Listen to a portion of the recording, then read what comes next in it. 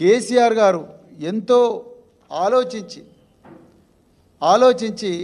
GO 55 తీసుకొచ్చి అన్ని వర్గాలకు సముచిత న్యాయం జరగాలి, పరీక్షల్లో ఉండే అన్ని దశల్లో కూడా సముచిత న్యాయం ఉండాలని చెప్పేసి కేసీఆర్ గారు జీవో 55 తీసుకొస్తే ఏ కారణం లేకుండా ఒక ఆంధ్రప్రదేశ్ రాష్ట్రంలో 2008లో జరిగిన ఒక సుప్రీంకోర్టు కేసు, ఆ సుప్రీంకోర్టు జడ్జిమెంట్ని అడ్డం పెట్టుకొని ఇవాళ ఆ జీవో 55ను రద్దు చేసి ఈరోజు రేవంత్ రెడ్డి ప్రభుత్వం ఆగా మేఘాల మీద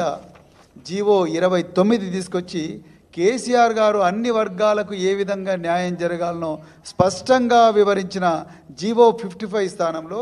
జీవో 29 తీసుకొచ్చి నిరుద్యోగుల నోట్ల మట్టి కొట్టిందని చెప్పేసి